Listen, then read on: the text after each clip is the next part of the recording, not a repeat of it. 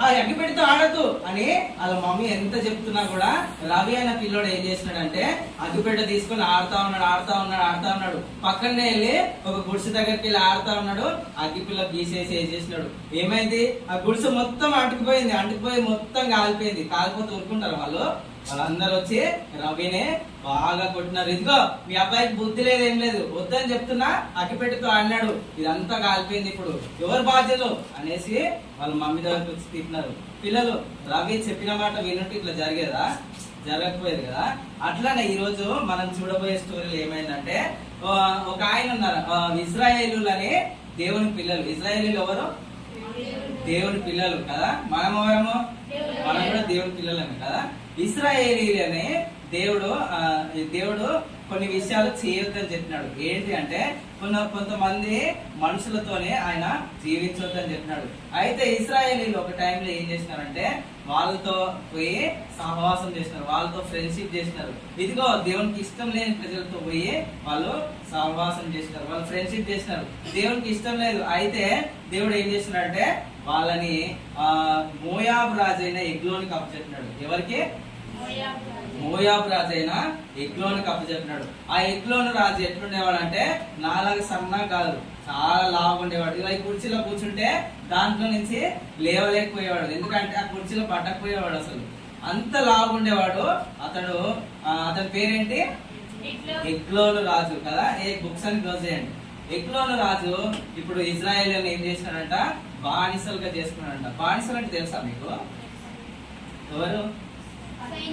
సైనికులు కాదు. బానిసలు అంటే ఇంకా వాళ్ళ కింద ఉన్న వాళ్ళని ఏం చెప్తే వాళ్ళు అదే చేయాలి కదా.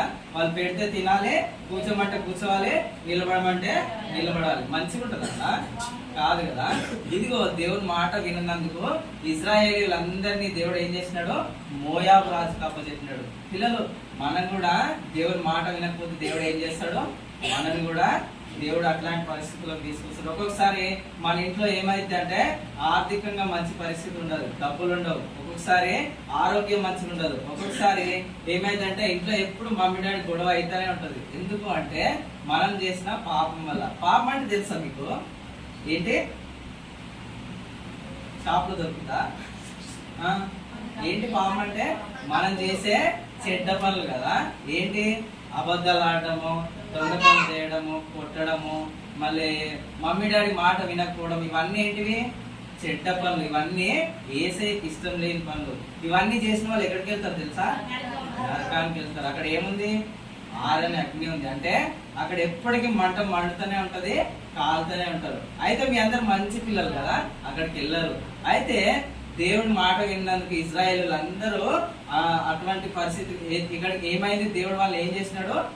ఎవరికి అప్పచెప్పినాడు? ఎగ్లోను రాజుకి అప్పచెప్పినాడు కదా. ఆ ఎగ్లోను రాజు ఇజ్రాయేలీలు అందరినీ బానిసలు చేసి 18 years వాళ్ళని కష్టపెట్టాడు. ఎన్ని ఇయర్స్? 18 years వాళ్ళని కష్టపెట్టినాడు. ఆ తర్వాత వాళ్ళందరూ దేవుని దగ్గరికి వెళ్ళి, ఇదిగో యేసయ్య నాకు చాలా కష్టం వచ్చింది, నీ మాట వినలేదు, అందుకే నన్ను ఏం చేసినారు, ఇదిగో ఎగ్లోన్ రాజు బాగా బాధ పెడుతున్నాడు, మాకు సహాయం చేసేయ అనేసి వాళ్ళు దేవుని దగ్గరికి వెళ్ళి ప్రార్థన చేసినారు. అప్పుడు దేవుడు వాళ్ళకి ఒక న్యాయాధిపతిని ఇచ్చినాడు. ఎవరిని అంటే యెహూదు. ఎవరు? దేవుడు వాళ్ళకి న్యాయాధిపతిగా యెహూదుని ఇచ్చినాడు. ఇప్పుడు మనకి న్యాయాధిపతులు ఉన్నారా? ఎవరున్నారు? సీఎం ఉన్నాడు కదా. మన సీఎం ఎవరు? రేవంత్ రెడ్డి కదా. రేవంత్ రెడ్డి కోసం మనము ప్రార్థన చేయాలి. ఏమని? మంచి డెసిషన్ తీసుకోవాలని ప్రార్థన చేయాలి. చేస్తారా మీరు? చేయాలి, ఓకేనా?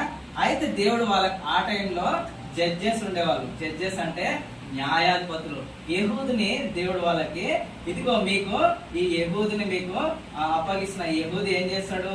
మిమ్మల్ని ఎగ్లోను రాజు నుంచి మిమ్మల్ని విడిపిస్తాడు, మీ దాసత్వం నుంచి మీరు బయటకు వస్తారు అని దేవుడు వాళ్ళకి ఎవరిని పంపిస్తున్నాడు? యెహూదు. ఏం పేరు? యెహూదు. ఈ యెహూదు ఎట్లాంటి వాడంటే, మీలో ఎవరైనా లెఫ్ట్ హ్యాండర్స్ ఉన్నారా? లేరా? ఈ యెహూదు ఎట్లాంటి వాడంటే లెఫ్ట్ హ్యాండర్. అంటే మనం రైట్ హ్యాండ్ తో రాస్తాం కదా, ఈయన ఏం చేస్తాడు? లెఫ్ట్ హ్యాండ్ తో రాస్తాడు. మనం రైట్ హ్యాండ్ తో యుద్ధం చేసాం అనుకో, ఈయన ఏం చేస్తాడు? లెఫ్ట్ హ్యాండ్ తో కత్తి వాడతాడు. అయితే దేవుడు ఈ యెహూదుని ఇశ్రాయేలీలని మోయాబు రాజు నుంచి విడిపించడానికి వాళ్ళ దగ్గర పంపించినాడు. అయితే ఒక రోజు ఏం చేసినారంటే ఇశ్రాయేలీలు అందరూ కలిసి, ఇదిగో యెహూదు, దేవుడు నిన్నే ఎన్నుకున్నాడు కదా, నువ్వేం చేయాలంటే మమ్మల్ని ఎగ్లోను రాజు నుంచి విడిపించు అని అంటే, రాజు నుంచి ఇంతమందిని విడిపించాలంటే ఈజీగా కాదు కదా. ఏం చేయాలని ఆలోచన చేస్తే వాళ్ళకి ఒక ఐడియా వచ్చింది. ఏంటంటే రాజు దగ్గర డైరెక్ట్ గా వెళ్ళి చంపాలంటే కష్టం కదా. ఎందుకు రాజు దగ్గర ఎవరుంటారు? సైన్యాధిపతులు, సైన్యం అందరు ఉంటారు కదా. డైరెక్ట్ గా వెళ్ళి రాజుని చంపడం ఈజీగా కాదు, వాళ్ళందరి మధ్యలో ఆపేస్తారు కదా. అందుకే వాళ్ళు ఒక ఐడియా చేస్తారు. ఏంటంటే రాజుకి ఒక గిఫ్ట్ తీసుకుని వెళ్దాం అంటున్నారు. ఏంటి? ఒక గిఫ్ట్ ని పట్టుకొని రాజుకి ఇద్దామని వెళ్ళారు. ఇదిగో మా ఇశ్రాయేలీయులు అందరూ పన్ను ట్యాక్స్ కట్టాలి కదా, నీకు ఇగో ఈ గిఫ్ట్ తీసుకొస్తున్నామని. అది ఎవరికి ఇచ్చినారు? ఎవరికి? యెహూదుకి ఇచ్చినారు. యెహూదుకి ఇచ్చి రాజు దగ్గర పంపిస్తున్నారు. పిల్లలు, మీకు తెలుసా, యేసయ్య మనకు కూడా ఒక మంచి గిఫ్ట్ ఇచ్చినాడు. ఏంటి? రక్షణ. దేవుడు ఆయన సొంత కుమారుని మనకి ఎట్లా ఇచ్చినాడు? ఒక గిఫ్ట్ లాగా ఇచ్చినాడు. మనం చేసిన పాపం నుంచి, చెడ్డ పనుల నుంచి మనం బయటికి రావాలంటే, నరకానికి వెళ్లకుండా ఉండాలంటే మనం యేసయ్యని మన హృదయంలో పిలుచుకుంటే మనం దాని నుంచి బయటపడతాం. మనం చేసిన చెడ్డ పనులు అన్నీ ఆయన దగ్గర ఒప్పుకుంటే నరకంలోకి వెళ్లకుండా దాని నుంచి మనము బయటపడగలం. ఎందుకంటే యేసయ్య ఏం చేసినాడు? మన పాపముల కోసమైన మరణించి తిరిగి లేచినాడు కదా. అందుకే యేసయ్య మనకు ఒక గిఫ్ట్ లాగా దేవుడు మనకి పంపించినాడు కదా. అయితే ఇక్కడ వీళ్ళు కూడా ఏం చేసినారు? ఒక గిఫ్ట్ పట్టుకొని రాజు దగ్గరికి వెళ్ళారు. ఇదిగో రాజా, నీకు మేము ట్యాక్స్ కట్టాలి, పన్ను కట్టాలి కదా అని వాళ్ళు ఒక గిఫ్ట్ తీసుకెళ్ళి ఆయనకి ఇచ్చినారు. ఇచ్చిన తర్వాత యెహూదు ఏం చేసినాడంటే, ఇదిగో వెళ్ళేటప్పుడు ఏం చేసినాడంటే, ఆయన లెఫ్ట్ హ్యాండర్ కదా. లెఫ్ట్ హ్యాండర్ అంటే కత్తి ఎటు పెట్టుకోవాలి? ఇప్పుడు నేను రైట్ హ్యాండర్ అనుకో, కత్తి ఎటు పెట్టుకుంటా? ఇటు సైడ్ లెఫ్ట్ సైడ్ పెట్టుకుంటా కదా. ఈయన లెఫ్ట్ హ్యాండర్ కాబట్టి రైట్ సైడ్ తొడకి కత్తిని సీక్రెట్ గా కట్టుకొని రాజు దగ్గరికి వెళ్ళినాడు. వెళ్ళి ఏమిచ్చినాడు? ఒక గిఫ్ట్ ఇచ్చినాడు. గిఫ్ట్ తీసుకెళ్లి రాజుకి ఇచ్చినాడు. ఇచ్చిన తర్వాత ఏం చెప్పినాడంటే, ఇదిగో రాజా, నీకు ఒక సీక్రెట్ చెప్పాలి అని అన్నాడు. ఏంటి సీక్రెట్? ఎట్లా చెప్తారు? ఎవరైనా మైక్ లో చెప్తారా, చెవులో చెప్తారా? మా చెవులో చెప్తారు కదా. ఇదిగో రాజా, నీకు ఒక సీక్రెట్ చెప్పాలి. నీ రాజ్యంలో ఏం జరుగుతుందో తెలుసా అని.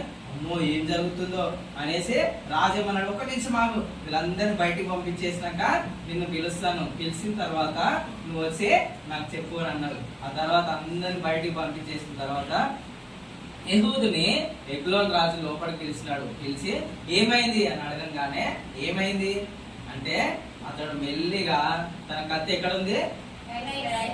రైట్ సైడ్ తొడగా లెఫ్ట్ హ్యాండ్ తో కత్తి తీసి అతని పొట్టలో పడేసినాడు. పడేయంగానే ఇంకా ఆ కత్తి, ఆయన ఎట్లున్నాడు? సన్నగా ఉన్నాడా? నాకులాగా దొడ్డుగా ఉన్నాడా? లావు ఉన్నాడు కదా. ఆ కుర్చీలో ఆ కుర్చీ కంటే ఇంకా ఆయన పెద్ద ఉన్నాడు కదా. కత్తితో పొడి చేయంగానే ఏమైంది? ఆ కత్తి ఇక్కడి నుంచి ఇక్కడికి బయటకు వచ్చేసింది. వచ్చేయంగానే అతను చనిపోయినాడు అక్కడే పడి. అందరు బయటకు వెళ్ళిపోయినారు, ఎవరు చూడట్లే కదా. ఈయన ఏం చేసినాడు? యెహూదు మెల్లిగా కిటికీలో వచ్చి దుంకి పారిపోయినాడు. బయట ఉన్న వాళ్ళు అనుకుంటున్నారు, ఏంటి ఇంకా ఈయన లోపల నుంచి బయటికి రావట్లేడు, ఇంతసేపు అయింది అని అంటున్నారు. ఏమో పడుకున్నాడేమో అంటున్నారు. తర్వాత తెల్లవారింది, అయినా కూడా బయటికి రావట్లేదు. సరే ఏమైందో అని ఆ డోర్లన్నీ పగలగొట్టుకుని లోపలికి వస్తే ఏమైంది? ఎగ్లోను రాజు చనిపోయి ఉన్నాడు. పిల్లలు, రాజు చనిపోతే యుద్ధం గెలవడం ఈజీయా కాదా? యుద్ధం ఎవరి మీద గెలవాలంటే ఏం చేయాలి? ముందు రాజుని చంపాలి కదా. యెహూదు ఏం చేసినాడు? ముందు రాజుని చంపేసినాక వాళ్ళందరికి ఏం చేయాలో అర్థం కాలేదు. ఇంకా వెంటనే యెహూదు బయటికి వెళ్ళి ఇదిగో బూర పట్టుకొని ఊది ఇశ్రాయేలీయులందరినీ తీసుకొచ్చి ఆ దేశం మీద యుద్ధం చేసినాడు. ఆ మోయాబు దేశం మీద యుద్ధం చేసి అక్కడ ఉన్న ఇశ్రాయేలీయులందరినీ, వాళ్ళు ఎక్కడున్నారు? దాసత్వంలో ఉన్నారు కదా, అంటే బానిసలుగా ఉన్నారు కదా. ఆ బానిసత్వం నుంచి ఆయన ఏం చేసినాడు? వాళ్ళందరినీ విడిపించినాడు. ఇదిగో దేవుడు అతన్ని ఎన్నుకున్నాడు కదా. దేవుడు అతన్ని వాళ్ళ దగ్గరికి ఎందుకు పంపించినాడు? ఎందుకు? మోయాబీయుల నుంచి, ఎగ్లోన్ రాజు నుంచి ఇశ్రాయేలీయులను అంటే దేవుని పిల్లలను విడిపించడానికి దేవుడు అతన్ని ఎన్నుకున్నాడు.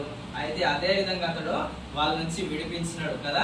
వాళ్ళని విడిపించి ఆ బానిసత్వం నుంచి బయటికి తీసుకొచ్చినాడు. వాళ్ళు ఎన్ని ఇయర్స్ బానిసత్వం ఉన్నారని చెప్పాను? 18 ఇయర్స్ కదా. దేవుడు ఏం చేసినాడంటే, వాళ్ళు దేవుడు ప్రార్థన చేసినారు కదా, దేవుడు వాళ్ళ ప్రార్థన ఆలకించినందుకు ఏం చేసినాడంటే 80 ఇయర్స్ వాళ్ళకి నెమ్మది ఉందంట. ఏంటి?